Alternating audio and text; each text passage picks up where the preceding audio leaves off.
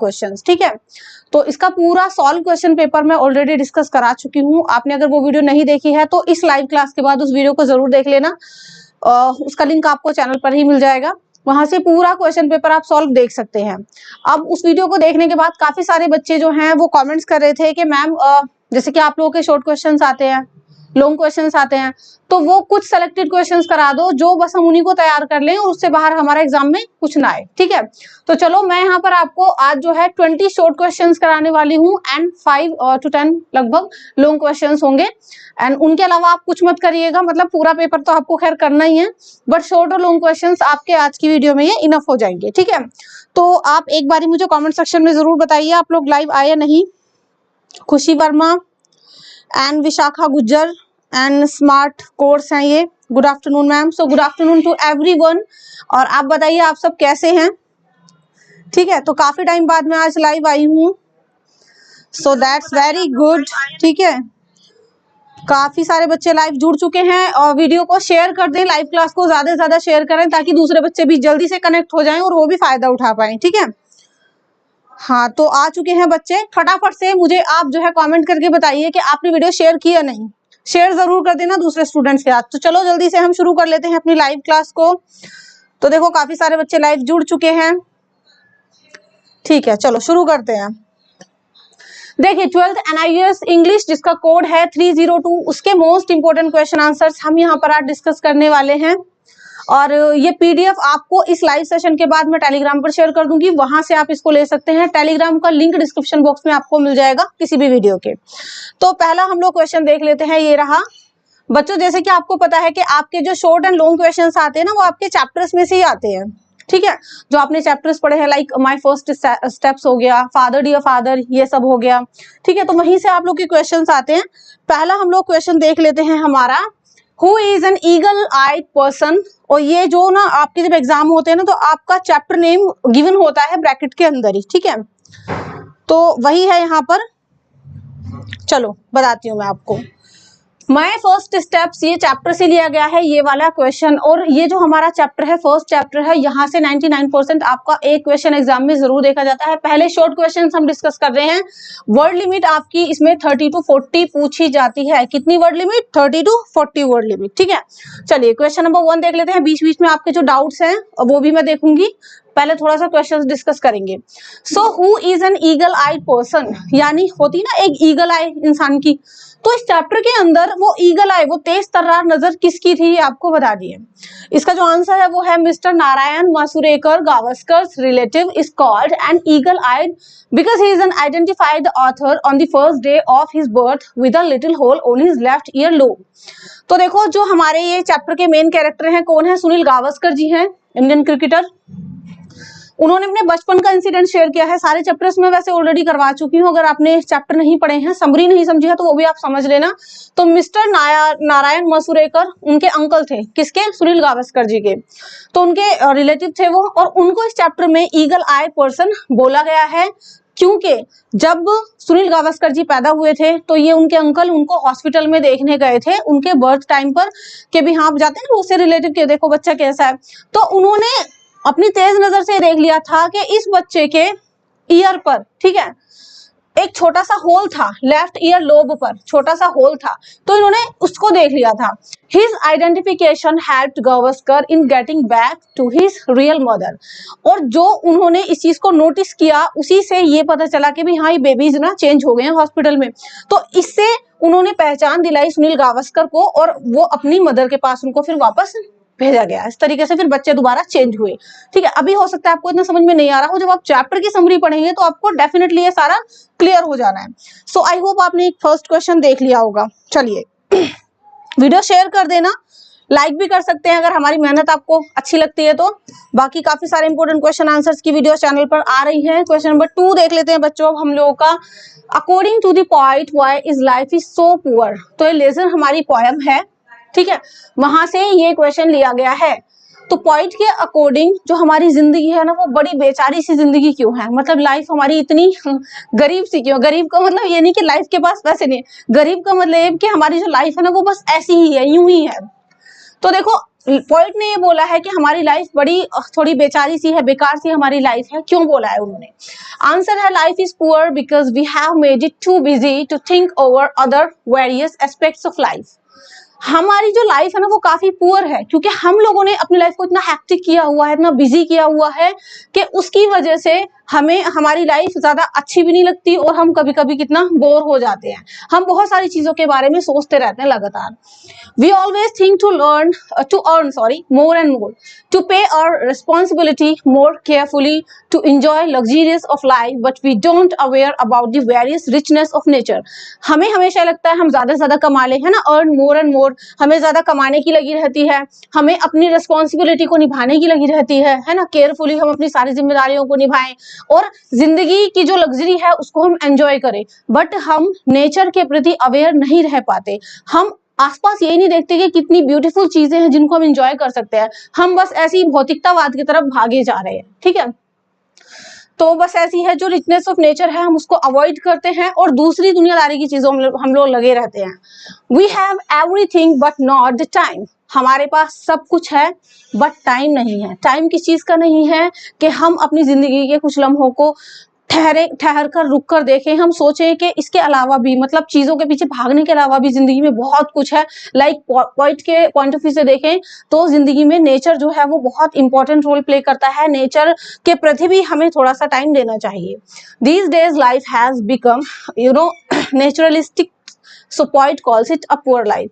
तो मटेरियलिस्टिक, तो आजकल जो हमारी जिंदगी है ना वो मटेरियलिस्टिक हो गई है, तो इस वजह से पॉइंट बोल रहे हैं कि जो हमारी लाइफ है वो काफी पुअर है।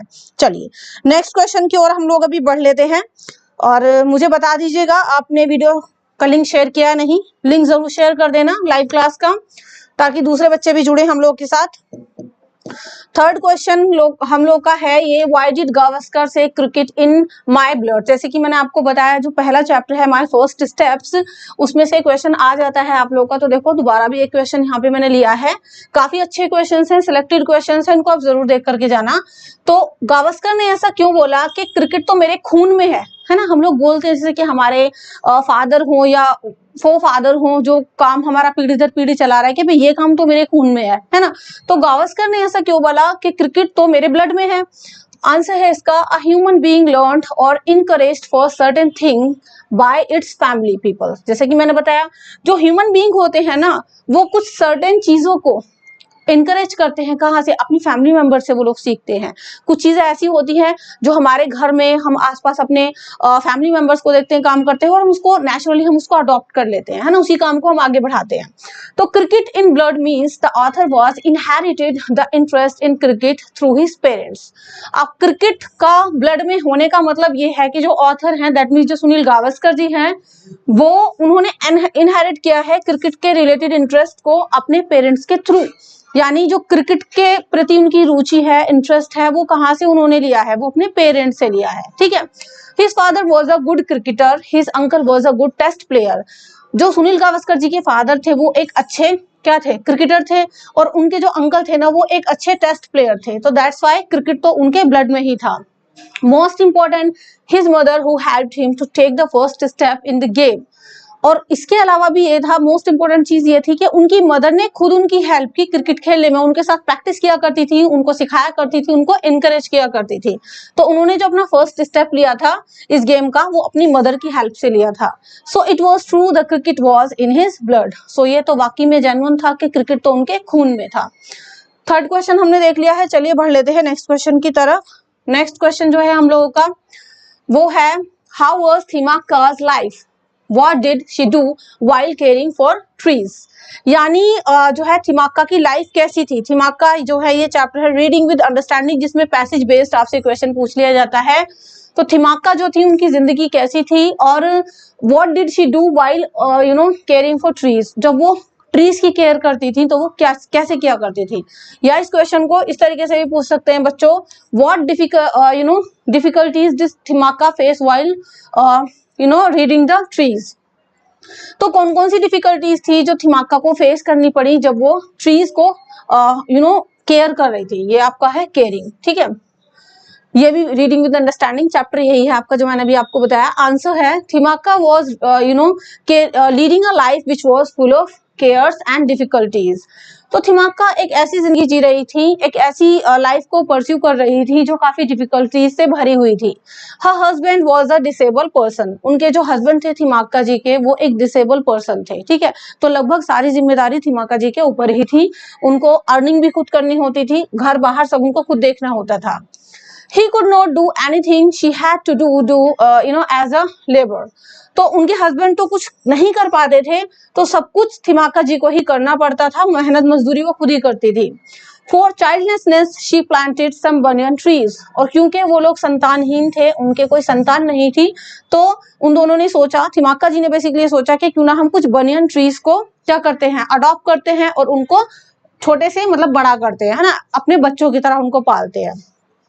She had to face many difficulties while caring the trees। लेकिन इन ट्रीज को केयर करते टाइम उनको काफी डिफिकल्टीज फेस करनी पड़ी। क्यों? एक तो उनके पास इतना अच्छा काम वाम भी कुछ नहीं था, ऊपर से ट्रीज के लिए उनको अलग से टाइम भी देना पड़ता था, केयर भी करनी पड़ती थी, ठीक है। She had to fetch water from a distance for trees। पानी जो वो ट्रीज को दिया करती थी ना, उस पानी को लाने के लिए भी उनको काफी दूर दूर जाना पड़ता था, और तब वो उनको पानी दिया करती थी। She had to put thorny bushes to protect them from animals। और जब वो बनियन ट्रीज को मतलब बड़ा कर रही थी, पाल रही थी, तो उनको एनिमल्स से बचाने के लिए भी उनको क्या करना पड़ता था, कांटेदार झाड़ियां उनके आसपास लगानी पड़ती थी। मतलब जैसे किसी बच्चे को बड़ी मेहनत और मशक्कत के बाद हमें बड़ा करना पड़ता है, पालना पोसना पड़ता है, ऐसे ही थिमाक्का जी ने अपनी लाइफ को डेडिकेट किया बनियन ट्रीज को अपने बच्चों की तरह बड़ा करने में, पालने में, है ना। चलिए नेक्स्ट क्वेश्चन देख लेते हैं बच्चों। क्वेश्चन नंबर 5 है, how do the scientist find a life on Mars. यानी साइंटिस्ट ने मार्स पर जिंदगी कैसे पाई, ठीक है, मार्स। चलिए रीडिंग विद अंडरस्टैंडिंग चैप्टर से लिया गया है, या फिर इस क्वेश्चन को ऐसे पूछ सकते हैं, how can we say that there is a life on Mars. हम कैसे कह सकते हैं कि मार्स पर जिंदगी है। आंसर है इसका, some scientists believe a form of life can be found on the planet Mars। कुछ साइंटिस्ट को ये बिलीव है कि जो मार्स प्लैनेट है वहां पर भी जिंदगी पाई जा सकती है। अर्थ पर है जैसे कि हमारे, ऐसे ही मार्स पर भी जिंदगी पाई जा सकती है। Astronomers have noticed certain things that indicated about a life over the Mars। जो एस्ट्रोनॉमर्स हैं उन्होंने ऐसे काफी सारे चीजें नोटिस वहां पर की जो इंडिकेट करती हैं कि मार्स पर भी जिंदगी है, ठीक है। आगे है, such as Mars has seasons like Earth. जैसे कि हमारी पृथ्वी पर सीजन है, अलग अलग मौसम है, ऐसे ही मार्स पर भी सीजन है। As the seasons change in the Mars the colour of surface also get change from bluish green to yellow. और जैसे जैसे मार्स का सीजन चेंज होता है, जो मार्स पर सीजन पाए जाते हैं, मौसम पाए जाते हैं, तो जो सरफेस का कलर है वो भी ब्लूइश ग्रीन से येलो हो जाता है, वो भी मतलब चेंज होता है। सीजन चेंज होने के साथ साथ सरफेस का कलर भी चेंज होता है। It could be vegetation. They also believe that there is also water vapor present in atmosphere। तो हो सकता है वेजिटेशन की वजह से हो, और ये भी बिलीव किया जाता है कि वहां पर वाटर वेपर प्रेजेंट है एटमॉस्फेयर के अंदर। सो दैट मीन्स साइंटिस्ट को लगता है कि मार्स पर भी जिंदगी है, वहां पर भी जिया जा सकता है। सो ये होगा क्वेश्चन नंबर 5। आगे बढ़ने से पहले अगर आपका कोई डाउट हो, क्वेश्चन पेपर रिलेटेड कोई भी डाउट हो, तो आप मुझे कॉमेंट सेक्शन में पूछ सकते हैं, देख लेते हैं। चलिए, तो ये आशुतोष कह रहे हैं, मैम ESP रिसेप्शनिस्ट वाला करवाइए। बच्चों ये मैं करवा चुकी हूँ, जो आपका होता है ना सेक्शन बी में 2 ऑप्शन होते हैं, इस पर रिसेप्शनिस्ट और एक ऑफिस यूज वाला। तो 2 वीडियो मैंने अपलोड की थी, उनमें सारा ही इंपॉर्टेंट जो ऑप्शन 1 है और ऑप्शन 2 वो मैंने कवर किया था। आप चैनल पर जाइए, चेक करिए, वहां पर आपको मिल जाएगा, ठीक है। और बायोलॉजी के क्वेश्चन आंसर्स भी आपके आने वाले हैं, और देख लेते हैं। खुशी वर्मा है। चलिए, आपने आई होप वीडियो को शेयर कर दिया होगा,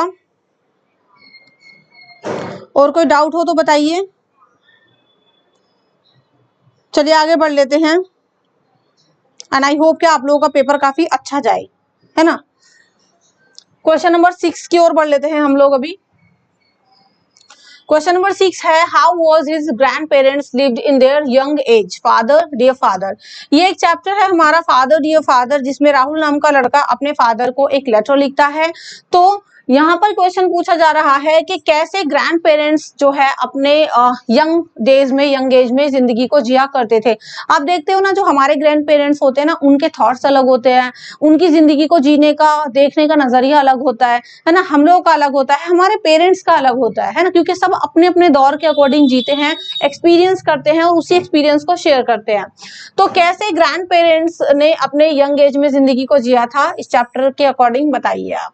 तो देखो, हिज ग्रैंड पेरेंट्स, यानी जो राहुल नाम का लड़का है इस चैप्टर में, उसके जो ग्रैंड पेरेंट्स है वो leading very carefully life as they had not to learn bookish knowledge, yet they were more wise than the today's generations due to their life and experiences which they got from the essence of life.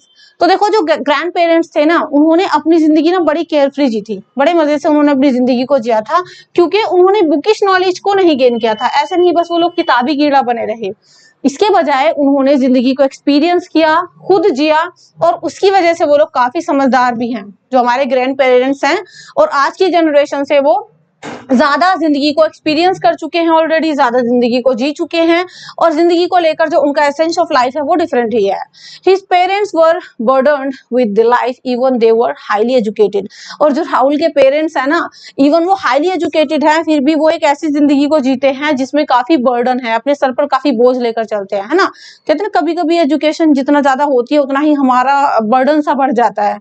और हम अपने grand parents को देखें तो वो काफी उन्होंने carefree life को जिया है।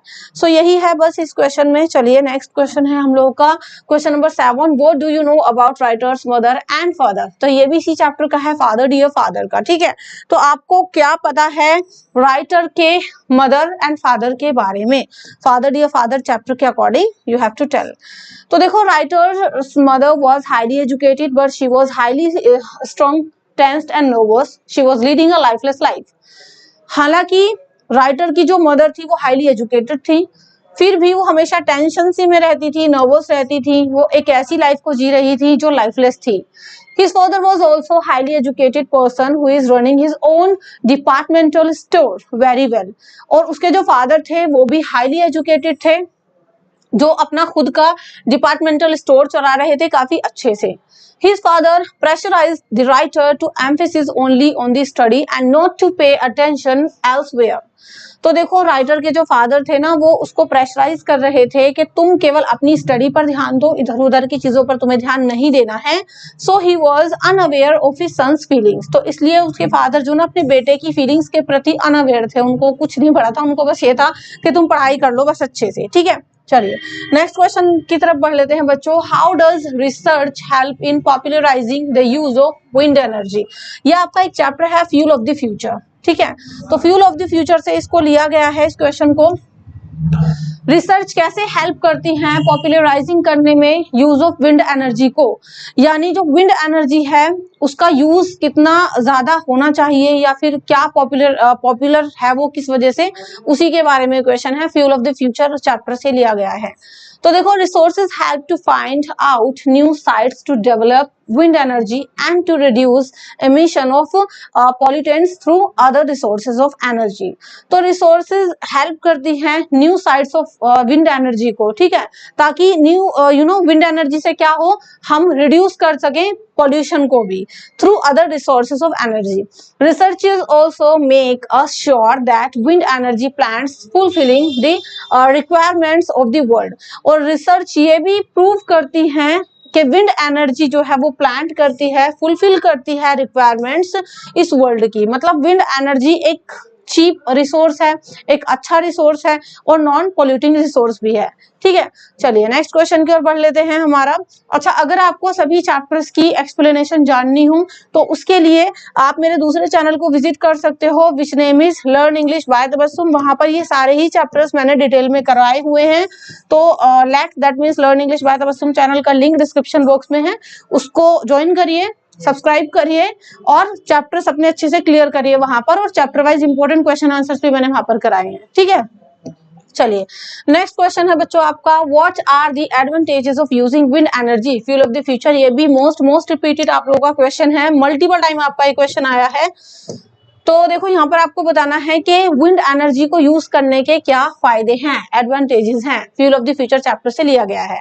आंसर है बच्चों, wind energy is being used widely to its advantages these are. तो देखो विंड एनर्जी को बहुत ज्यादा बड़े पैमाने पर अब यूज किया जाता है क्योंकि इसके फायदे भी काफी हैं, और फायदे कौन कौन से हैं ये हैं, आप देख सकते हैं।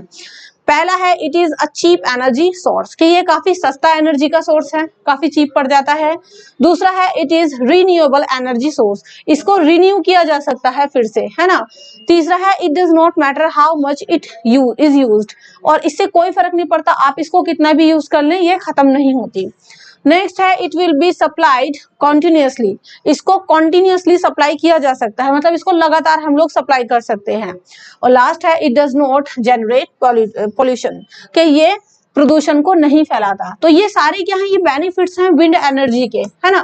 तो आपको ये पता होना चाहिए क्योंकि ये क्वेश्चन भी आपका एग्जाम में कई बार रिपीट होता है। चलिए नेक्स्ट क्वेश्चन है बच्चों आपका, what are the two things for which the poetess wants to visit her grand mother's house. तो ये पोएम से लिया गया है, आप लोग की पोएम का नाम है माय ग्रैंड मदर्स हाउस। तो यहाँ इस क्वेश्चन में पूछा गया है कि कौन सी वो दो चीजें थी जिससे पोएटेस अपनी ग्रैंड मदर के हाउस को फिर से विजिट करना चाहती थी, मतलब वहां वापस से जाना चाहती थी। आंसर है इसका, the poetess wants to visit her grandmother's house to look inside it through its windows. Secondly she wants to listen to the silent air inside it. तो देखो पहला रीजन तो ये था, पोएटेस क्यों जाना चाहती थी अपनी ग्रैंडमदर के घर, क्योंकि वो उस घर की विंडो के थ्रू उस घर के अंदर झांकना चाहती थी। वो घर अब बंद पड़ा है, वहां पर काफी धूल मिट्टी भर गई है, तो विंडो के थ्रू वो देखना चाहती थी कि आखिर अब क्या नजारा है उस घर का जहां से पोएटेस की इतनी सारी यादें जुड़ी हुई थी, ठीक है। और सेकेंडली ये था, वो उस घर के अंदर का जो एक शांति भरा माहौल था, एक साइलेंस थी, वो उसको फील करना चाहती थी। The house wears are deserted look now, और अब वो घर बिल्कुल डिजर्ट हो गया है, बिल्कुल वीरान हो गया है। No one lives in it, क्योंकि वहां पर अब कोई नहीं रहता। चलिए आगे बढ़ लेते हैं। अभी कोई आपका कोई डाउट हो तो आप बता सकते हैं कमेंट सेक्शन में। मुस्कान कह रही हैं कि कहाँ से प्रिपरेशन करनी है इंग्लिश की। तो देखिए यहाँ पर हमने अपने चैनल पर बहुत सारी वीडियोस आपकी अपलोड की हुई हैं, ठीक है। और जो ओल्ड वीडियोस भी हैं बच्चों वो भी इसी पैटर्न पर हैं, क्योंकि इंग्लिश का क्या किसी भी सब्जेक्ट का आपका सिलेबस चेंज नहीं हुआ है, ठीक है। चलिए वेरी गुड विशाल मैम, मैंने अपने फ्रेंड को सेंड कर दिया है ये। इंपॉर्टेंट पॉइंट्स ऑफ ग्रामर, देखो पुकार ब्लॉग्स कह रहे हैं ma'am will you please teach us some important points of grammar. पूरा ग्रामर का पोर्शन मैंने कराया हुआ है, आपके जितने भी टाइप के फिल इन द ब्लैंक्स आते हैं, जो भी आपका राइटिंग सेक्शन है, ग्रामर सेक्शन है, अलग से प्लेलिस्ट क्रिएट की हुई है, वहां पर जाइए, हर एक चीज का आपको फॉर्मेट मिलेगा सॉल्व एग्जाम्पल के साथ। देन प्रैक्टिस सेशन भी मैंने कराए हुए हैं, जस्ट आपको चैनल को ठीक से देखना है एक बार से प्लेलिस्ट सेक्शन में जाकर के, ठीक है। चलिए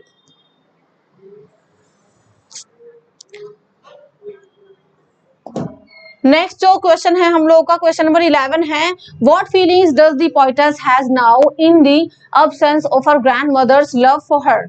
यानी पोएटेस की क्या फीलिंग है वो अपनी ग्रैंडमदर की अब्सेंस में, क्योंकि अब ग्रैंडमदर तो रही नहीं है, तो उनके लव को वो कैसे मतलब मिस करती है, अपनी ग्रैंडमदर के प्यार को। What does she want to do to compassionate for the loss of that love, और वो क्या करना चाहती है उस लव को फिर से गेन करने के लिए। तो वही आपका ये पोएम जो है my grandmother's house.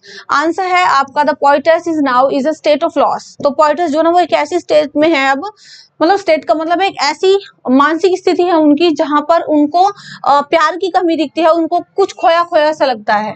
She says that she has lost her way, वो कहती है कि मैं अपना रास्ता ही भूल गई हूँ। She feels lonely without her grandmother, और पोएटेस अपनी ग्रैंडमदर के बिना ना बहुत ही लोनली फील करती हैं। Now she seeks that love from the people who are strangers to her, और अब वो जो स्ट्रेंजर लोग हैं उनसे कहीं ना कहीं एक लव की उम्मीद करती हैं। जैसे कि होता है ना कभी कभी हमें अपनी लाइफ में बहुत खालीपन लगता है हमारे ग्रैंड पेरेंट्स से, हमारे पेरेंट्स अगर हमें छोड़कर चले जाएं, तो ऐसे ही जो पोएटेस है उनकी स्टेट भी कुछ ऐसे ही है। She got love in abundance but now she seeks it in small qualities. तो देखो अब जो है ना वो स्मॉल क्वांटिटीज में ही लव को ढूंढती हैं कि मुझे बस थोड़ा थोड़ा सा ही पेरेंट्स के थ्रू, ग्रैंड पेरेंट्स के थ्रू थोड़ा सा मुझे लव मिल जाए, ठीक है। चलिए नेक्स्ट क्वेश्चन है बच्चों आपका question number 12, What things improve memory? Reading with understanding, ये आपका उससे लिया गया है। तो वो कौन कौन सी चीजें हैं जो आपकी मेमोरी को क्या करती है, इंप्रूव करती हैं, आपको बताना है। कुछ पॉइंट्स हैं यहाँ पर आंसर में। तो देखो, following tips improves our memory, जैसे कि गुड कंसंट्रेशन, इससे भी हमारी मेमोरी इंप्रूव होती है अगर हमारा कंसंट्रेशन अच्छा है तो। नेक्स्ट है learning and memorising by understanding and recalling, मतलब जब हम किसी चीज को लर्न करें, मेमोराइज करें, तो हम उसको समझ कर करें, है ना। जैसे कि अभी आप लोग पढ़ रहे हो, इस वीडियो को देख रहे हो, तो जस्ट सुनना नहीं है आपको ना, ऐसे थोड़ा सा अलर्ट रह करके चीजों को समझना है। तो जब आप चीजों को लर्न करते हैं, मेमोराइज करते हैं, तो उसको साथ साथ अंडरस्टैंड करके चलें और रिकॉल करते चलें, फिर से याद करते चलें चीजों को।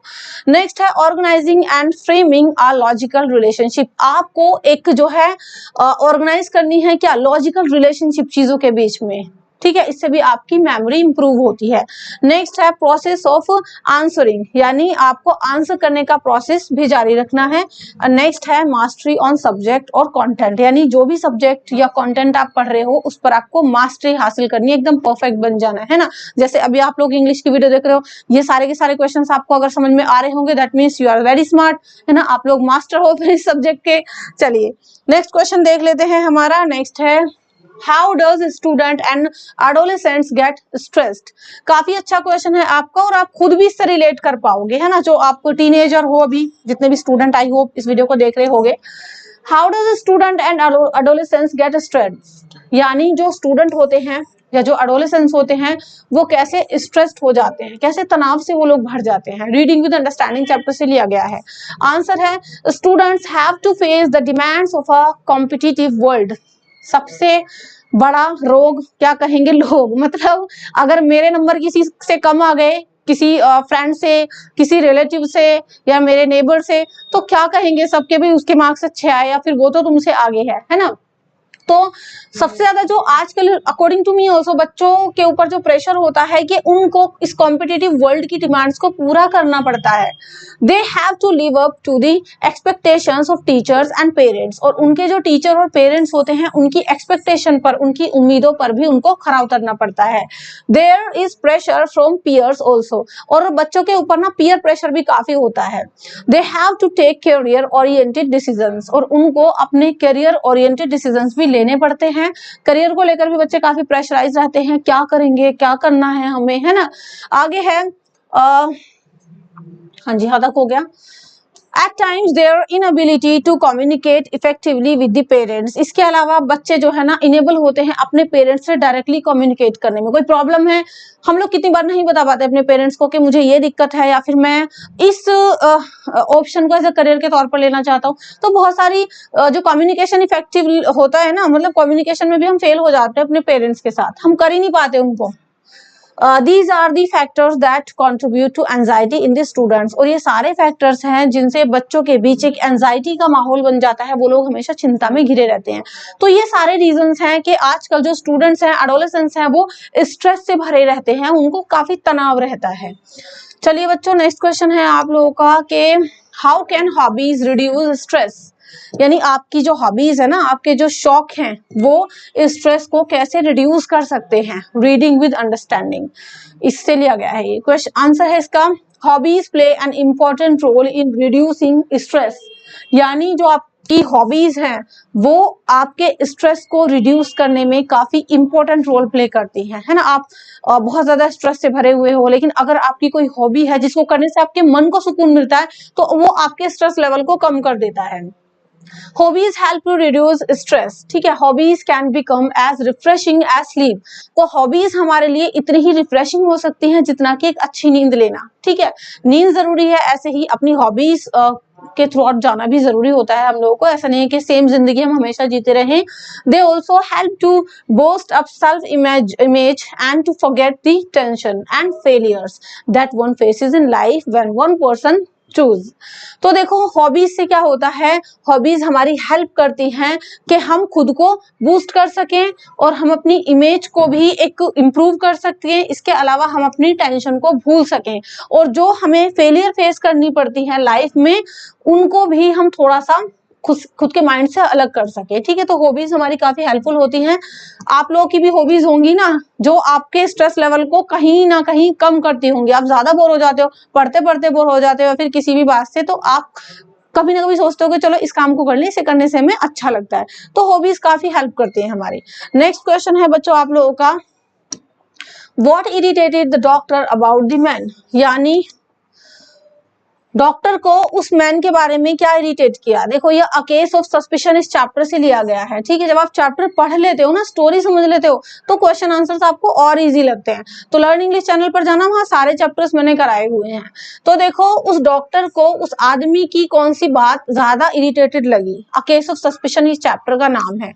आंसर है the man's appearance irritated the doctor, यानी वो जो आदमी जो ना वो दिखने में बड़ा इरिटेट कर रहा था उस डॉक्टर को। The doctor was in suspicions about the man because he was moving alone longer along the road side in the late hour of night. और डॉक्टर को ये चीज भी काफी शक से भर रही थी, पर ये आदमी इतना रात को सुनसान सड़क पर रोड साइड क्यों चला जा रहा है अकेला, एक अंधेरी रात में। तो डॉक्टर काफी ना कंफ्यूज था उस आदमी को लेकर के।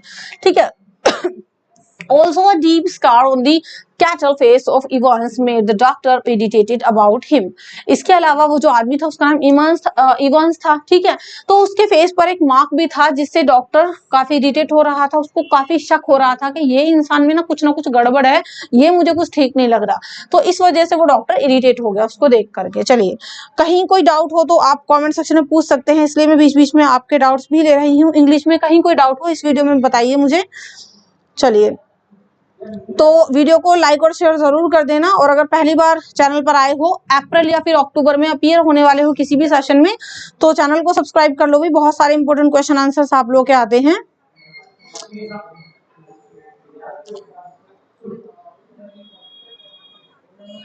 और कोई डाउट हो तो आपका बताइए। ठीक है, चलिए, बाकी हमारा एक ऐप है, ऐप जो आपके लिए काफी यूजफुल है। ऐप का नाम है पीएससी पाई स्टडी सर्कल NIUS। ठीक है, तो पीएससी पाई स्टडी सर्कल ऐप पर आपको प्रीवियस ईयर के क्वेश्चन पेपर मिल जाएंगे। और जैसे कि मैं आपको बताती हूँ कि जब आप किसी भी सब्जेक्ट की तैयारी करते हो, प्रेपरेशन करते हो, तो उसमें प्रीवियस ईयर आपकी काफी हेल्प कर देते हैं आपको अच्छा स्कोर कराने में। ठीक है, तो प्रीवियस ईयर लीजिए किसी भी सब्जेक्ट के, और ज्यादा से ज्यादा उनकी प्रैक्टिस करिए ताकि आप अच्छा स्कोर कर पाए। ठीक है, ऐप को डाउनलोड कर लेना, वहां पर आपके solve assignment, solve practical, important question answer, ये सारी चीजें आपको ऐप पर मिल जाती हैं। और साथ साथ प्रीवियस ईयर के भी काफी सारे हमने वहां पर सॉल्यूशन भी प्रोवाइड किए हुए हैं। और इसके अलावा कई सारे कोर्सेज लॉन्च किए हुए हैं जो काफी अफोर्डेबल हैं। तो डेमो वीडियोस अवेलेबल हैं, वहां से देख करके आप कोर्स में एनरोल कर सकते हो। चलो आगे बढ़ लेते हैं। ये क्वेश्चन हमारा हो गया। नेक्स्ट क्वेश्चन है, इसी चैप्टर से है हमारा, अ केस ऑफ सस्पिशन से।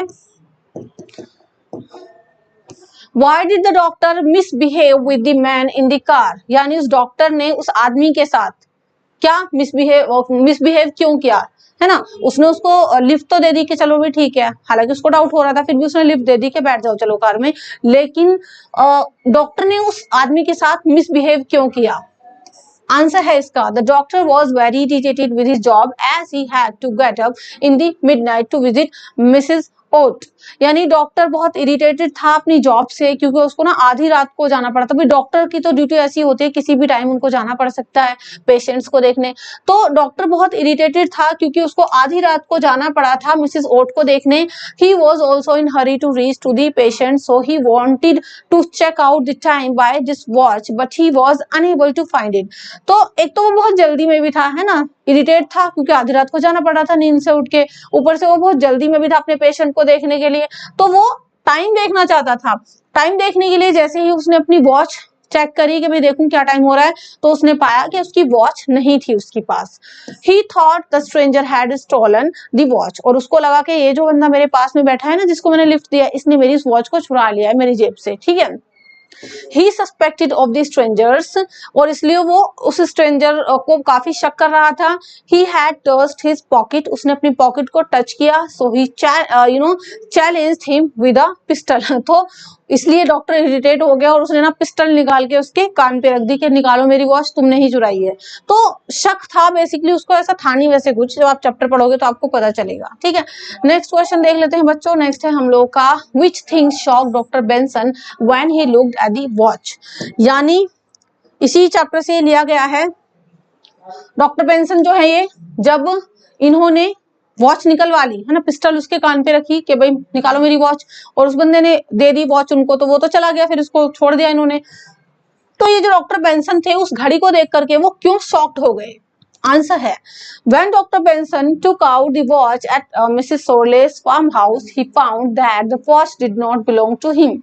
के जब उन्होंने उस वॉच को निकाला, अपने पेशेंट के वहां पहुंच गए, वहां उस वॉच को निकाल करके देखा तो उसको पता चला कि वो तो उनकी वॉच थी ही नहीं, है ना।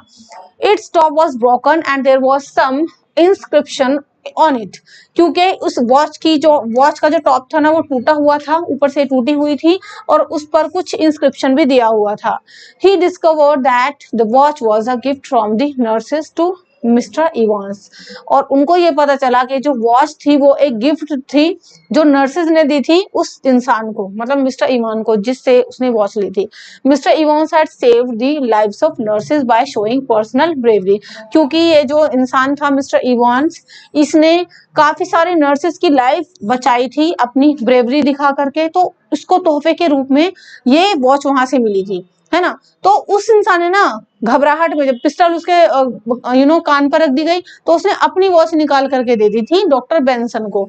तो लेकिन जब डॉक्टर बेंसन ने ये फाइंड आउट किया कि वॉच तो मेरी थी ही नहीं, उसने तो गलती से दे दी मुझे, मतलब उसने डर के मारे दे दी मुझे, तो तब पता चला उनको ये बात। चलिए नेक्स्ट क्वेश्चन है बच्चों आपका, what did his mother do for the author restoring eye sight. ठीक है, my son will not a beggar be, ये चैप्टर का नाम है कि मेरा बेटा भिखारी नहीं बनेगा, है ना।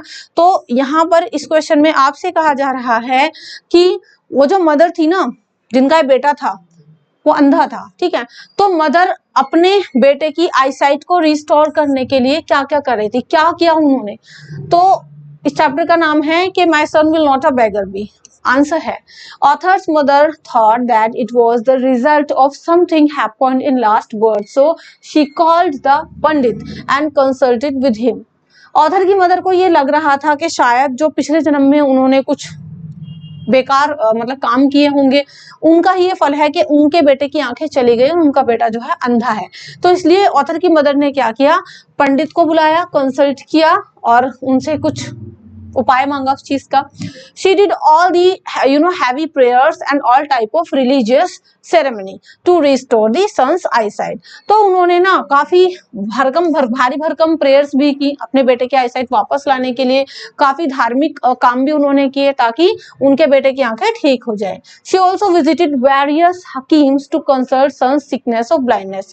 इसके अलावा उन्होंने बहुत सारे नीम हकीम भी देखे, मतलब हकीमों से भी मिलने गई कि भाई कुछ ऐसा सूरमा दे दो, कुछ ऐसा कुछ भी दे दो जिससे कि मेरे जो बेटा है उसकी आंखें ठीक हो जाए। His mother did all sorts of efforts to restore the eyesight of her son.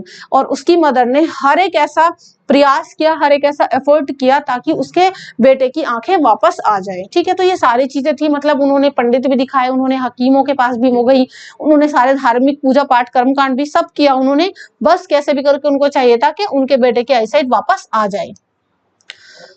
Next question है बच्चों, what does the poet mean by where knowledge is free where the mind is without fear. ये जो हमारी poem है वहां से ये लिया गया है। यानी पोएट का क्या मतलब है इस वाले सेंटेंस से, जहां पर नॉलेज जो है फ्री है, मतलब ये जो आपका फ्रेज है इससे पोएट का मीनिंग क्या है। और पोएम का नाम है where the mind is without fear. हर एक क्वेश्चन के सामने ब्रैकेट में चैप्टर का नेम भी मैंने ऐसे ही गिवन किया है आपको, जैसे कि आपके एग्जाम में आपसे पूछा जाता है। आंसर है the poet has assumed a nation where nobody would left illiterate. यानी पोइट एक ऐसे नेशन को अज्यूम करता है जहां पर कोई भी इंसान इलिटरेट ना रह जाए, है ना। So he says knowledge should be available to all crowd. तो वो ये कहता है कि नॉलेज हर एक इंसान के लिए होनी चाहिए, हर एक इंसान के लिए शिक्षा जरूरी है। It should not be based on any casteism, religion और एनी टाइप ऑफ डिस्क्रिमिनेशन। तो नॉलेज या शिक्षा को किसी भी पर्टिकुलर कास्ट के लिए, किसी भी पर्टिकुलर रिलीजन के लिए हमें जो है नहीं रखना चाहिए, बल्कि कोई भी इसमें डिस्क्रिमिनेशन नहीं करना चाहिए, सभी के लिए शिक्षा का समान अधिकार होना चाहिए। A complete educated country according to the poet will be successful and self respectful country. और जब एक कंप्लीट कंट्री एजुकेटेड हो जाती है तो पोइट कहता है कि जब पूरा देश शिक्षित हो जाता है तो इससे क्या होता है कि हमारा जो कंट्री है वो बिल्कुल सक्सेसफुल हो जाएगा और रेस्पेक्टफुल भी हो जाएगा।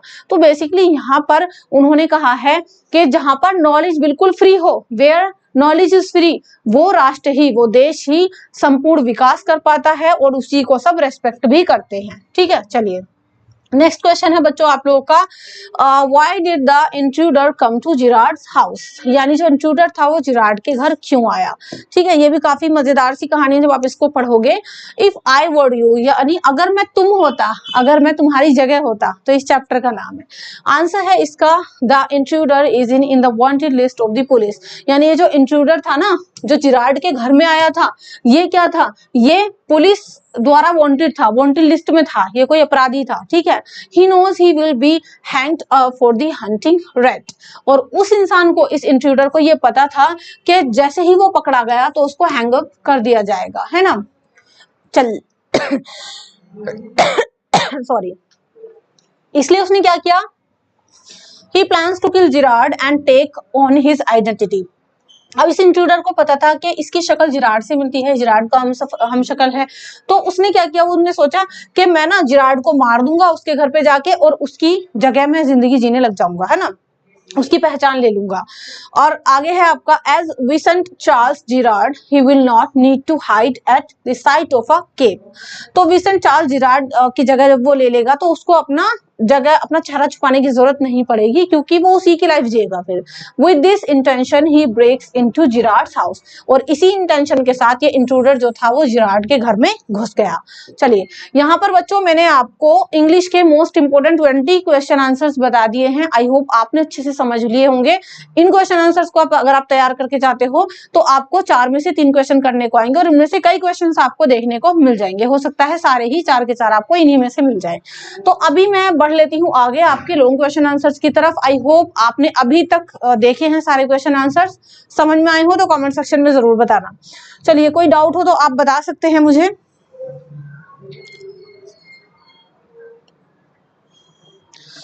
तो देखो ग्रुप है हमारे, अगर आप ग्रुप ज्वाइन करना चाहते हो तो लिंक आपको वीडियो के नीचे डिस्क्रिप्शन में मिल जाएगा।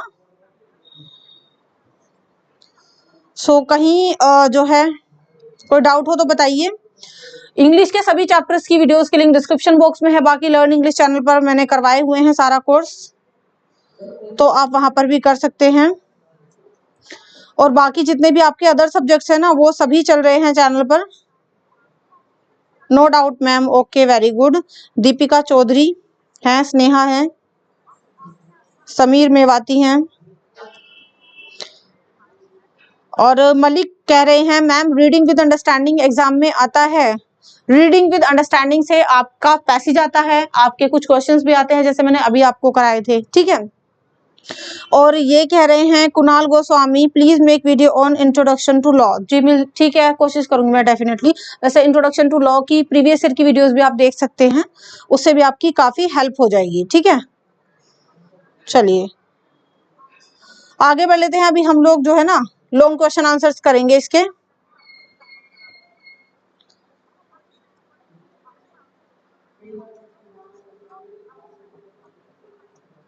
ग्रामर भी करवाई हुई है बच्चों। ग्रामर के लिए आप डिस्क्रिप्शन बॉक्स चेक करिए, चैनल की प्लेलिस्ट चेक करिए, वहां पर आपको सारी ही चीजें मिल जाएंगी। पैसेज भी आपको मिलेंगे। और कल जो मैंने आपके लिए वीडियो बनाई थी उसमें आपका पूरा क्वेश्चन पेपर आपको डिस्कस करके दिखाया है, कैसे कैसे क्वेश्चंस आएंगे विद आंसर्स। वर्ड लिमिट का भी इसमें ध्यान रखा गया है। उस वीडियो को एक बार एग्जाम से पहले जरूर देख लेना अगर अभी तक कुछ नहीं पढ़ा है। एक बेसिक आपको आइडिया हो जाएगा कि पेपर कैसा आना है आपका। ठीक है, चलो लॉन्ग क्वेश्चन की तरफ अभी हम लोग बढ़ लेते हैं। जो आपका फर्स्ट क्वेश्चन है वो आपके सामने है। मैसेज राइटिंग मैम लेटर करा दो मैम। भैया मैसेज राइटिंग लेटर मैं सब करा चुकी हूँ, और बस आपको चैनल पर जाना है, आपको सारी ही वीडियोस वहां पर मिल जाएंगी। Message, letter, report writing, situation writing सब आप लोगों का हो गया है, ठीक है। तो आपका जो लॉन्ग क्वेश्चन है उसकी वर्ड लिमिट ध्यान रखो। देखो इतनी वर्ड लिमिट में आपको आंसर करना है, क्योंकि अगर आप ज्यादा वर्ड लिमिट लिखते हो तो उसका कोई फायदा नहीं है, एक्स्ट्रा मार्क्स तो आपको मिलने नहीं वाले, अदरवाइज आपका टाइम ही वेस्ट होता है। तो वर्ड लिमिट का आप ध्यान रखना, ठीक है। यहाँ पर इस वीडियो में मैं आपको केवल शॉर्ट और लॉन्ग क्वेश्चन करा रही हूँ, ठीक है, जो मल्टीपल टाइम रिपीटेड है और इस बार भी इनके एग्जाम में आने के चांसेस बहुत ज्यादा है, ठीक है। तो काफी सालों से मैं देख रही हूँ कि यही क्वेश्चंस आप लोगों के रिपीट हो रहे हैं, सो दैट मैंने इन्हीं को चूज किया है। मोस्ट सिलेक्टेड क्वेश्चंस हैं आपके, तो आपके जो शॉर्ट एंड लॉन्ग क्वेश्चंस हैं वो हम यहाँ पर देख रहे हैं। पहला क्वेश्चन है what things did make Sunil a cricketer. और देखो ये क्वेश्चन कितनी टाइप से आ सकता है ना, मैंने वो भी लिया है आपके लिए कि कौन कौन सी ऐसी चीजें थी जिसकी वजह से सुनील जो है क्रिकेटर बने। माय फर्स्ट स्टेप्स चैप्टर है।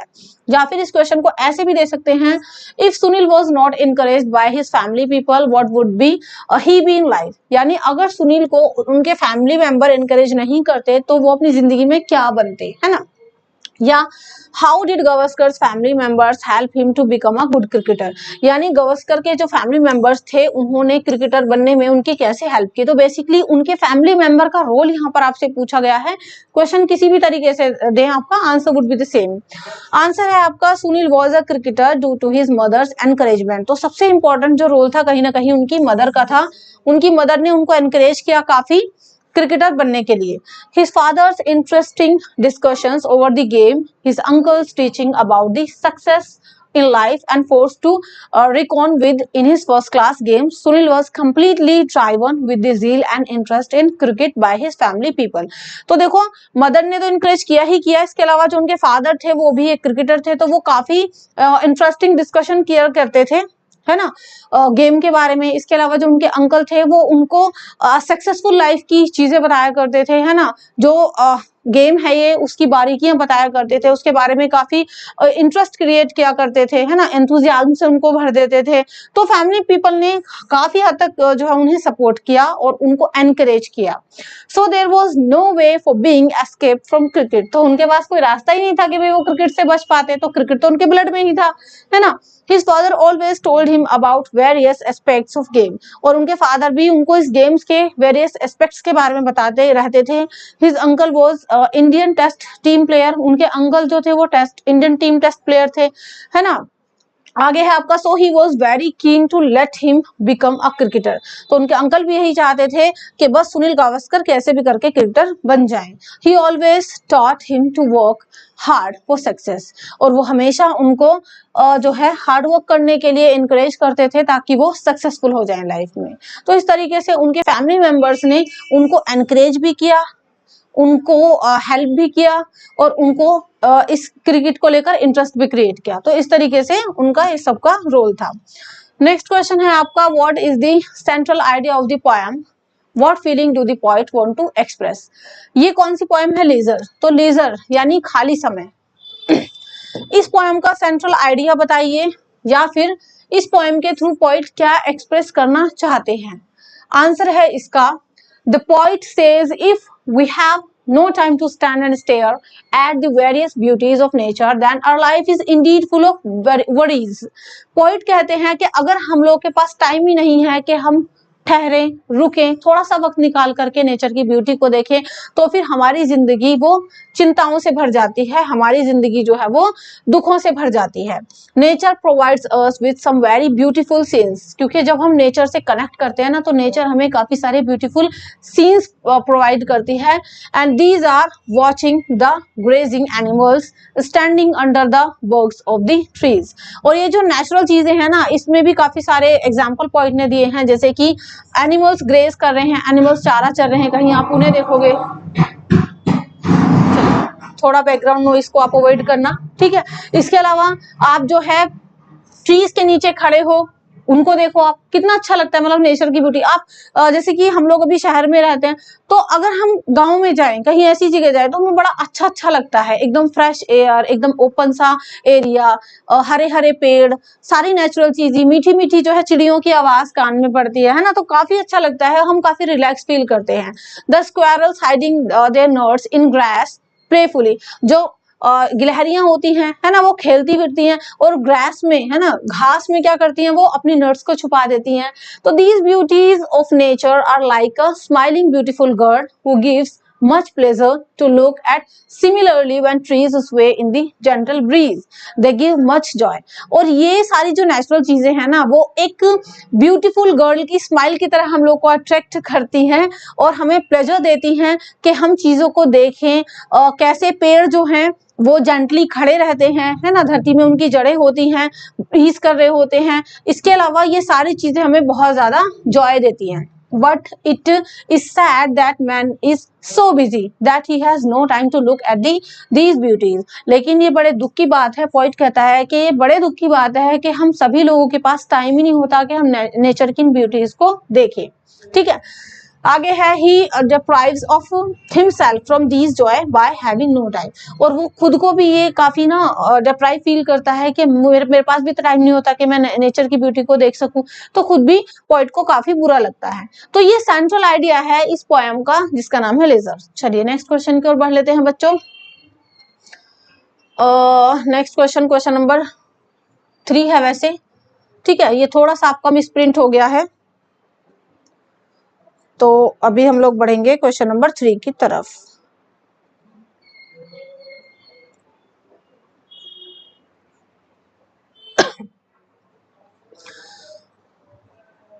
तो असुविधा के लिए खेद है, आगे बढ़ते हैं।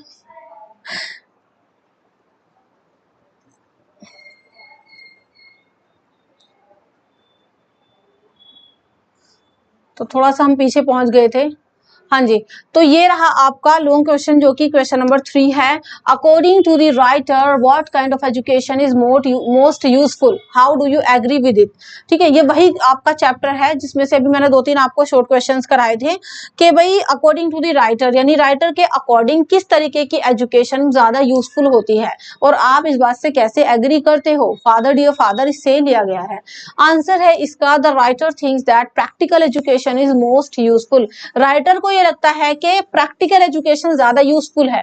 हम बस ऐसे नहीं है किताब रख ली पढ़ रहे हैं, जब तक हम प्रैक्टिकली चीजों को करके नहीं देखते तब तक वो एजुकेशन 100% सक्सेसफुल नहीं होती। ठीक है, it should be related to our real life. और राइटर इस जो है चैप्टर में कहता है कि हमारी जो एजुकेशन है ना वो रिलेटेड होनी चाहिए हमारी रियल लाइफ से, है ना। ऐसा नहीं कि हमने दुनिया भर के नियम सीख लिए और उन नियमों का हमने अपनी जिंदगी में यूज ही कहीं नहीं किया। A student should be able to do small things in the house. एक स्टूडेंट को जो है ना एबल होना चाहिए कि वो अपने घर के छोटे मोटे काम खुद कर सके, है ना, सीख सके। It should give him practical wisdom. और एजुकेशन को इंसान को ना प्रैक्टिकल विजडम देनी चाहिए। The aim of education is to make life happy. और एजुकेशन का जो एम है वो क्या होना चाहिए कि हम अपनी जिंदगी को हैप्पी बना सके, ना कि हमेशा टेंशनों से घिरे रहें कि ज्यादा पढ़ लिए तो टेंशन में है, पता नहीं क्यों। चलिए, but the present education does not serve this purpose. लेकिन राइटर ये कहता है कि प्रेजेंट एजुकेशन जो है, जो आज की शिक्षा है, वो इस पर्पस को फुलफिल नहीं करती। इट कंफ्यूजेस स्टूडेंट्स, बल्कि ये बच्चों को कंफ्यूज कर देती है। Life of educated people is full of tension, क्योंकि एक एजुकेटेड इंसान की जो जिंदगी है वो टेंशन से भरी रहती है। The writers grandfather and full of tension. तो वो कहता है हमारा राइटर कि जो ग्रैंड पेरेंट्स थे ना, वो नहीं, ये थोड़ा सा मिसप्रिंट है कि उनकी जिंदगी में इतनी ज्यादा टेंशन नहीं थी, वो फ्री थे, फ्री ऑफ टेंशन। ठीक है, फ्री ऑफ टेंशन थे वो। The writers grandfather and grandmother were semi educated. Writer के ग्रैंड पेरेंट्स जो थे वो सेमी एजुकेटेड थे, मतलब थोड़े कम पढ़े लिखे थे। चलिए, but they lived tension free life, लेकिन वो टेंशन फ्री लाइफ जीते थे। चलिए आगे है, his father and mother are educated. उनके जो फादर और मदर थे वो एजुकेटेड थे। Their life is full of miseries. उनकी जो जिंदगी थी, मतलब ऑन दी अदर हैंड जो ग्रैंड पेरेंट्स थे वो आराम से जिंदगी को जी रहे थे, हालांकि वो कम पढ़े लिखे थे लेकिन उन्होंने लाइफ को एक्सपीरियंस किया था।